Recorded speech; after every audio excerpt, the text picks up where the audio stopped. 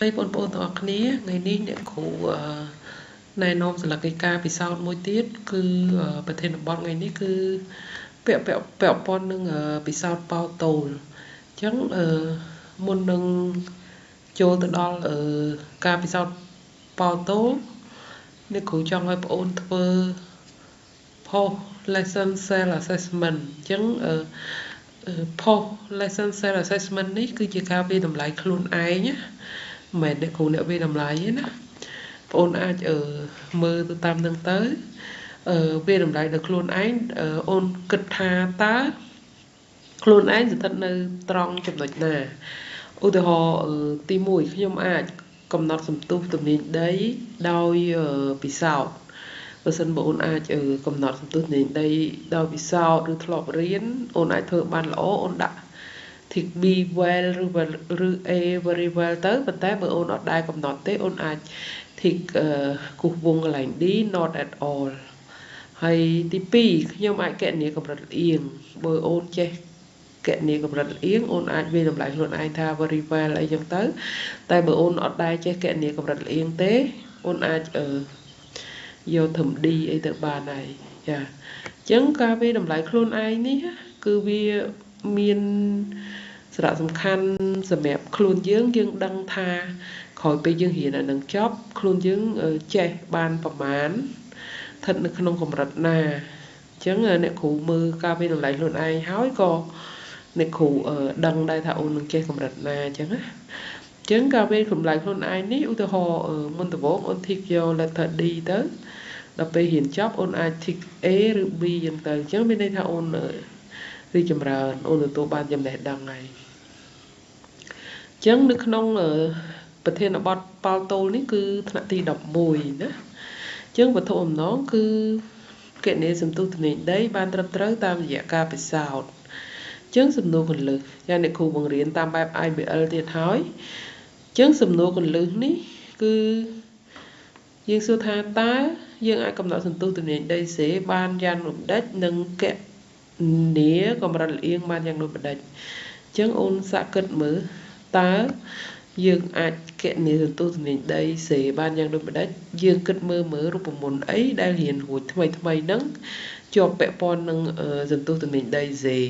ចាអញ្ចឹងអ្នកគ្រូគិតថាប្រហែលជាអូននឹងឆ្លើយទេស្មើ2ផៃឬ L លើ Z គឺជាខួបនៃប៉ោលតូលដែលអូនទៅរៀនហើយនឹងចាអញ្ចឹងក្នុងហ្នឹងអូនទាញរូបមន្តទេស្មើ2ផៃឬ L លើ Z ហើយអូនទាញរក Z មកអញ្ចឹងយើងកំណត់ចឹងមកតាឥឡូវយើងត្រូវទៅវាស់ខួបហើយនឹងប្រវែងខ្សែបានយ៉ាងដូចម្ដេចអញ្ចឹងមកដល់កន្លែងតេស្តសមត្ថកម្មឬដំណើរការពិសោធន៍នេះសម្ភារៈដែលអ្នកគ្រូមានទី1គឺឧបករណ៍វាស់ពេល recording timer អូនអាចយក chronometer ក៏បានឬប្រើទូរស័ព្ទក៏បានដែរស្រួលជាងសម័យឥឡូវយើងប្រើទូរស័ព្ទទៅស្ពាលោហៈដែលមានម៉ាស់ 0.1 គីឡូក្រាមខ្សែអំបោះដែលមិនយឺតមិនរួញនិងមានម៉ាស់តូចជើងសម្រហើយនិងម៉ែត្រឈើអញ្ចឹងយើងមើលរបៀបដំឡើងក្នុងរបៀបដំឡើងនេះគឺអូនអាចដាក់បែបអញ្ចឹងចងជើងតម្រហើយចងខ្សែជាមួយប៉ោលហើយធ្វើម៉េចអាចឲ្យវាយល់ទៅមកសងខាងទីតាំងលំនឹងបានណាចាអញ្ចឹងដំឡើងអញ្ចឹងមកឥឡូវយើងចូលទៅដល់ប្លង់ពិសោធន៍អូនគូអូនទៅសេនៅក្នុងនឹងមកឲ្យសិស្សគូឲ្យសិស្សទៅសេអីចឹងមកណាឥឡូវយើងចូលទៅដល់លទ្ធផលអញ្ចឹងក្រោយពីពិសោធន៍យើងបានលទ្ធផលដោយតារាងខាងក្រោមអញ្ចឹងតារាងនេះអាចមើលទៅតាមនឹងបានណាមុនដំបូងគឺយើងត្រូវគណនាខួបសិនខួបនៅពេលយើងឲ្យវាយល់ទៅយល់មកយល់ទៅយល់មក5ដងអញ្ចឹងទៅគឺយើងរាប់វាស់យក chronometer មកវាស់ពេលលើកទី1លើកទី2លើកទី3លើកទី4លើកទី5ចែកនឹង5ហើយចែកនឹង10ដើម្បីរកខួបយើងដឹងហើយមូលហេតុអីបានយើងចែកអញ្ចឹងគឺខួបគឺជាពេលដែលអង្គធាតុធ្វើបានមួយជុំចាអញ្ចឹងយើងរកមកខួបមកអញ្ចឹងនៅពេលដែលយើងមើលតារាងនេះយើងធ្វើប្រវែងខ្សែខុសគ្នា dương ai đã L1 ស្មើ 0.2 ម៉ែត្រ L2 មក 0.6 ហើយ L3 ស្មើ 1 ម៉ែត្រមកហើយក្នុងប្រវែងខ្សែមួយយើងធ្វើវា5ដងមកណា T1 T2 T3 T4 T5 ហើយយើងរក T1 ម្ដងតាមរយៈរូបមន្តខាងលើនេះគឺ T ស្មើ T1 បូក T2 បូក T3 បូក T4 បូក T5 ចែកនឹង5ហូបជុំវា1ហើយបញ្ចែកនឹង10ចាហើយចំណែកប្រវែងខ្សែទី2 L2 0.6 ម៉ែត្រគឺអូនធ្វើចឹងដូចគ្នាចឹងអូនបានប្រវែងខួបលើកទី2ហើយ L3 មក1ម៉ែត្រគឺយើងធ្វើចឹងដូចគ្នាមក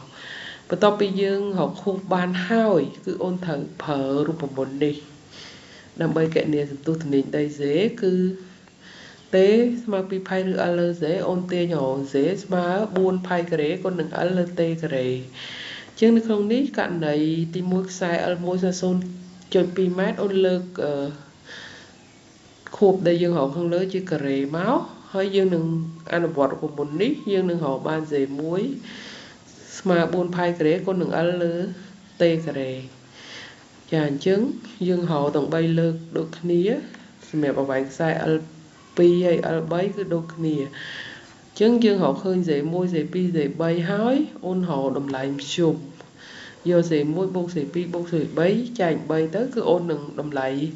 អូននឹងអាចឃើញតម្លៃសន្ទុះទំនាញដីនៅត្រង់ទីតាំងដែលបងអូនពិសោធន៍នឹងមានតម្លៃប៉ុន្មានដែរចាបន្តទៅទៀតគឺអូនរកឃើញលទ្ធផលតាមទ្រឹស្ដីអូនរកឃើញលទ្ធផលពិសោធន៍ហើយអូនត្រូវគណនាកម្រិតលំអៀងអញ្ចឹងយើងកំណត់តម្លៃតាមទ្រឹស្ដីដែលយើងសិក្សាជាទូទៅគឺ Z គេកំណត់យក 9.80 ម៉ែត្រក្នុងវិទីការ៉េហើយយើងអាចគណនាកម្រិតលំអៀងយើងចង់ដឹងថាអ្វីដែលយើងពិសោធន៍នឹងហើយនឹងសន្ទុះទំនាញដីដែលគេកំណត់យកតាមទ្រឹស្ដី 9.80 ម៉ែត្រក្នុងវិទីការ៉េនឹងវាលំអៀងគ្នាប្រមាណភាគរយចាបើវាលំអៀងក្រោម 6% គឺមានន័យថាការពិសោធន៍យើងគឺល្អឥតខ្ចោះល្អខ្លាំងតែបើលំអៀងលើហ្នឹងគឺមានន័យថាការពិសោធន៍យើងវាអាច error វាអាចលំអៀងដោយសារតាការវាស់ឬមួយក៏ការចុចក្រូណូម៉ែត្ររបស់យើងនឹងអញ្ចឹងយើងគណនារូបមន្តគណនាកម្រិតលំអៀងមកគឺ Z ដក Z EXP នេះគឺ Z ពិសោធន៍ដែលយើងពិសោធន៍ឃើញចែកនឹង Z គុណនឹង 100អញ្ចឹងឃើញជាភាគរយដូចអ្នកគ្រូនិយាយអញ្ចឹងណាបើឃើញជាភាគរយនឹងតើវាក្រោម 6% មានន័យថាការពិសោធន៍របស់យើងគឺលទ្ធផលទទួលបានល្អតែបើលើនឹងយើងត្រូវគិតពិចារណាទៀតបន្ទាប់ពីអូនពិសោធន៍ឃើញហើយអូនវិភាគនឹងសន្និដ្ឋានមកតម្លៃសន្ទុះទំនាញដីតាមការពិសោធន៍គឺប៉ុន្មានអញ្ចឹងហើយតម្លៃសន្ទុះទំនាញដីតាមទ្រឹស្ដីគឺប៉ុន្មានហើយនឹងកម្រិតលំអៀងគឺប៉ុន្មានដូចនេះយើងសន្និដ្ឋានបានថាអញ្ចឹងសន្និដ្ឋានមកហើយសំណួរភាសានេះគឺអូនអាចដាក់ឲ្យសិស្សឬអូនអាចត្រូវធ្វើទៀតគឺបើសិនបើគេបដូរមុំលំយោលតើសន្ទុះទំនាញដីនឹងទៅជាយ៉ាងណាអញ្ចឹងសហគិតពិសោធន៍ហើយសហគិតឆ្លើយបើសិនបើគេបដូរម៉ាស់របស់ប៉ោលតើសន្ទុះទំនាញដីទៅជាយ៉ាងណាចាអញ្ចឹងអ្វីដែលអ្នកគ្រូណែនាំថ្ងៃនេះគឺមានតែប៉ុណ្្នឹងទេគឺយើងអនុវត្តតាមការបង្រៀននឹងរៀនតាមបែបរិះរកអញ្ចឹងអូនត្រូវតែពិសោធន៍រកចម្លើយដល់ខ្លួនឯងរកទ្រឹស្ដីឬរូបមន្តដល់ខ្លួនឯងហើយសន្និដ្ឋានខ្លួនឯងមកចាអញ្ចឹងវិធីហ្នឹងគឺអាចអនុវត្តបានច្រើននៅក្នុងមុខវិជ្ជារូបវិទ្យាសឹងតែគ្រប់មេរៀនប៉ុន្តែមិនមែនមានន័យថាវិធីហ្នឹងត្រូវប្រើគ្រប់ពេលគ្រប់វេលាទេគឺយើងជ្រើសរើសវាយកមកប្រើទៅតាមតម្រូវការមេរៀនណាដែលអាចអនុវត្តតាមវិធីសាស្ត្របង្រៀននឹងរៀនតាមបែបរិះរកនេះបានណាអញ្ចឹងអ្នកគ្រូបង្ហាញថ្ងៃនឹងប៉ុណ្ណឹងអរគុណច្រើនជម្រាបលាបងប្អូនទាំងអស់គ្នា